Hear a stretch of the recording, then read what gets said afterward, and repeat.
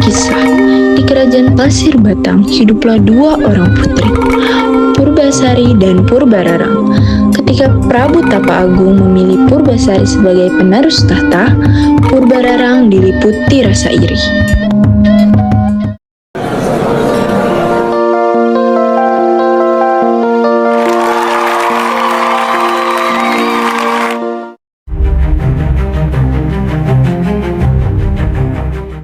Ia berusaha merebut tahta melalui berbagai pertaruhan dan bahkan menggunakan kutukan untuk menjatuhkan sang adik.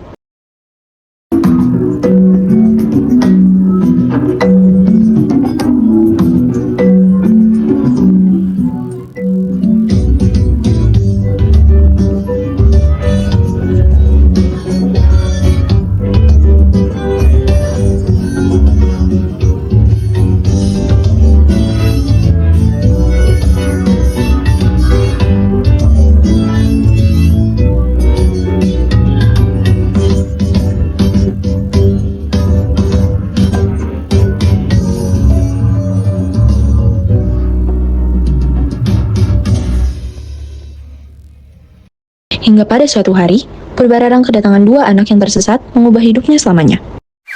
Permisi, tok tok tok. Iya, tunggu sebentar. Hai kakak cantik. Halo adik-adik manis, kalian sedang apa di sini? Iya kak, kami tersesat. Tadi kami sedang bermain, tapi malah tersesat sampai sini. Iya kak, bila kakak mau, boleh tolong tunjukkan jalan ke kota? Ya sudah, kakak antar ya. Tapi kakak hanya antar sampai gerbang kota. Tidak apa-apa kak. Sebelumnya terima kasih ya kak. Maaf merepotkan. Ah, iya tidak merepotkan kok. Oh iya kak, kita belum sempat berkenalan ya. Namaku Kirana. Kalau aku, Arga kak. Hai Kirana, hai Arga, nama kakak Purbararang. Sepertinya aku pernah dengar nama itu deh. Bukankah kamu putri raja yang mengasingkan diri itu kak? Hei Arga, itu bukan urusanmu. Kamu tidak boleh terlalu penasaran seperti itu. Hehe, maaf ya kak. Tidak apa-apa kok Arga. Iya, aku tinggal sendirian. Kalau kamu kesepian, main saja di rumah kami. Iya Kirana, terima kasih ya. Kalau kalian bagaimana? Kami tinggal dengan ayah kami kak. Ibu kami meninggal 3 bulan lalu karena sakit. Keadaan kerajaan sedang tidak baik-baik saja kak. Kelaparan di mana-mana, panen gagal, hewan mati, wabah penyakit. Kakak turut berduka ya. Kakak antar aja kalian sampai ke kota. Apa tidak merepotkan? Terima kasih banyak ya kak. Ah, tidak sama sekali Dik.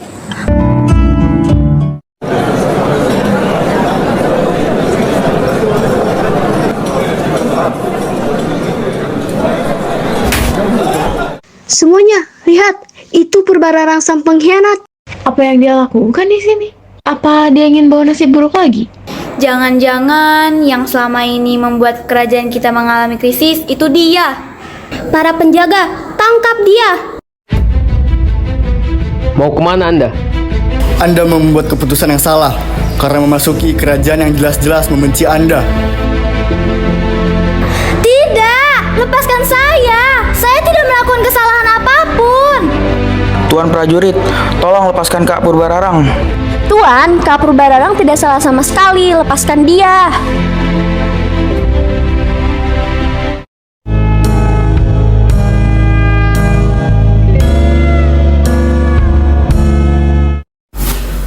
Tuan Putri, lihatlah apa yang kami berdua bawakan untuk Anda. Kak, kamu kembali ke sini. Tuan Putri, tolong jangan tertipu daya olehnya. Meskipun ia adalah kakak Anda, tapi dialah yang telah membuat kerajaan kita menjadi seperti ini. Kakakku tidak mungkin melakukan hal keji seperti itu. Ia telah berubah. Aku yakin dia telah menjadi seseorang yang jauh lebih baik. Sekarang kalian berdua keluar. Apa yang membawamu kembali, Kak? Kakak dengar kerajaan kita sedang tidak baik-baik saja. Kakak merasa bersalah. Mungkin kekacauan ini diakibatkan oleh kakak. Apa? Kau tidak boleh menyalahkan diri sendiri, Kak. Kerajaan kita memang sedang mengalami krisis yang sangat parah. Tetapi, aku yakin ini bukan kesalahan Dikau, Kak. Ayah sedang sakit. Kondisinya sekarang sangat buruk. Hanya perlu menunggu waktu untuk masanya usai. Benarkah begitu? Beliau telah menjadi ayah yang baik untuk kita berdua. Maukah kakak bertemu dengannya untuk terakhir kali? Tidak, kakak rasa ayah masih belum bisa memaafkan kakak.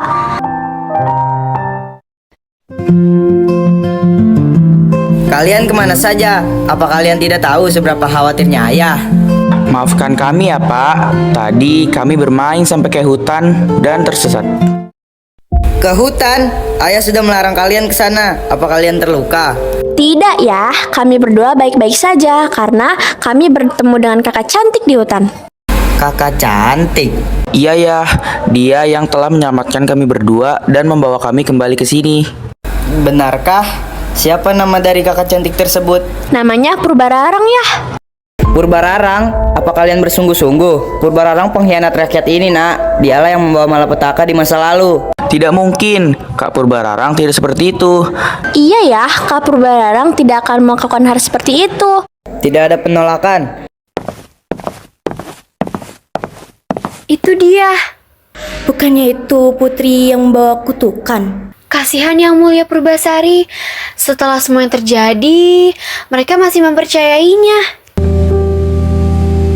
Kau tidak perlu memikirkan perkataan mereka.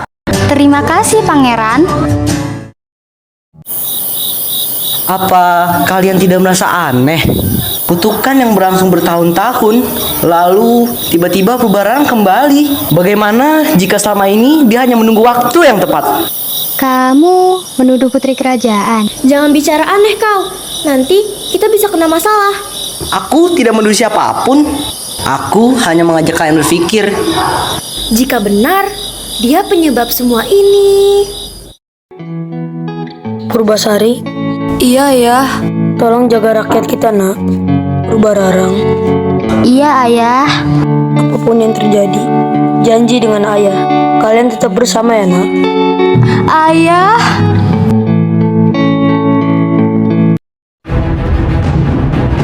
Usir Purbararang. Dia pembawa kutukan. Kerajaan tidak akan damai sama dia masih ada di sini. Usir saja dia dari kerajaan. Apa yang harus kulakukan? Memang seharusnya aku tidak perlu kembali ke sini. Tidak, aku sudah kehilangan ayah. Aku tidak ingin kehilangan kakak lagi. Begitu aneh, kenapa rasanya semua ini begitu janggal? Aku juga berpikir begitu. Dan Purbararang hanyalah kambing hitamnya. Ada yang mempengaruhi rakyat. Tidak mungkin bisa sampai seperti ini. Purbasari, Purbararang, kalian harus melihat ini. Ini adalah catatan tabib kerajaan beberapa tahun lalu. Penyakit yang menyerang ayah, gagal panen, dan wabah yang terjadi di kerajaan memiliki tanda yang sama. Tanda apa? Kutukan sihir. Lihat, semua yang terjadi merupakan kutukan sihir yang berasal dari daerah Pakuan. Daerah mana itu? Tunggu. Kerajaan Pakuan Larang merupakan musuh buyutan ayah yang sudah ayah kalahkan. Kau yakin? Tetapi, mengapa jejak sihir itu tidak berasal dari hutan tempat Purbararang tinggal? Ataupun daerah Pakuan itu? Lalu dari mana? Dari dalam istana. Bagaimana bisa? Aku juga semakin bingung. Kerajaan Pakuan Larang sudah musnah bertahun-tahun yang lalu. Mengapa kutukan sihirnya masih ada? Yang lebih aneh lagi, jejaknya ada di dalam istana. Ketiganya mulai menyelidiki secara diam-diam. Semakin jauh mereka mencari, semakin banyak kejanggalan yang mereka temukan. Penasihat. Diam, lihat saja dulu. Kerjamu sangat baik. Sebentar lagi semuanya akan berakhir. Kerajaan ini sudah hampir hancur. Sebentar lagi kerajaan ini akan hancur lebur, persis yang terjadi dengan kerajaanku. Prabu Tapagung telah mati, hanya tinggal menyingkirkan dua saudari bodoh itu. Jadi selama ini Siapa di sana? Jadi kau dalam semua ini? Akhirnya kalian tahu juga. Mengapa kau melakukan ini? Karena keluarga kalian yang mengacuhkan kerajaanku. Aku adalah keturunan terakhir kerajaan yang dahulu ditaklukkan oleh ayah kalian. Aku ingin kalian merasakan penderitaan yang sama seperti yang dirasakan keluargaku. Kau telah menyiksa rakyat kami yang tidak bersalah. Betapa manisnya rasa kekeluargaan di sini. Bagaimana kalau aku biarkan kalian bersama ayah kalian? Dan kalian tidak akan mampu menghentikan kami. Aku tidak akan membiarkan rakyatku menderita lebih lama lagi. Dan aku tidak akan membiarkan siapapun memecah belah keluargaku lagi. Kalau begitu, rasakan sendiri kekuatan kutukan yang telah menghancurkan kerajaan ini. Hati-hati. Demi rakyat Pasir Batang. Kalian tidak akan menang. Kakak! Lihat, bahkan Purbararang sangat lemah. Kalian saling membenci selama bertahun-tahun. Dan semua itu terjadi karena Purbararang.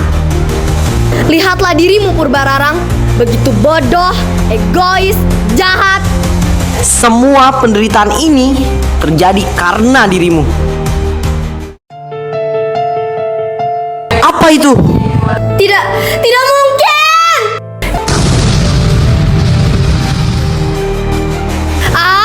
Tidak. Bagaimana bisa? Ini sangat mustahil. Kutukanmu akan berakhir malam ini. Demi rakyat Pasir Batang.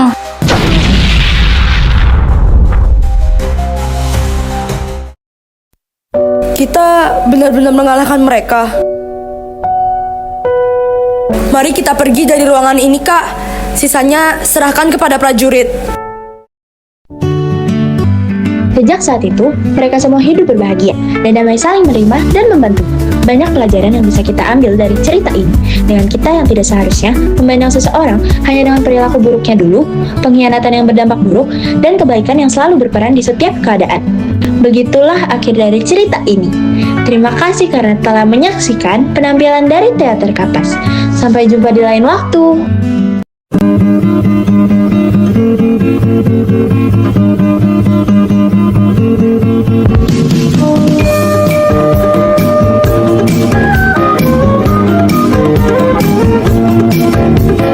Jalan berlenggang-lenggong gemulai, langkah kanan gunting semangkai di antara rerumpunan bambu.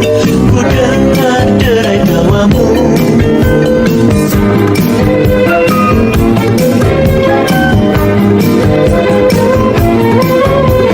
Wajah berbinar-binar ceria, senyum manis menghiasi senja di antara bunga-bunga.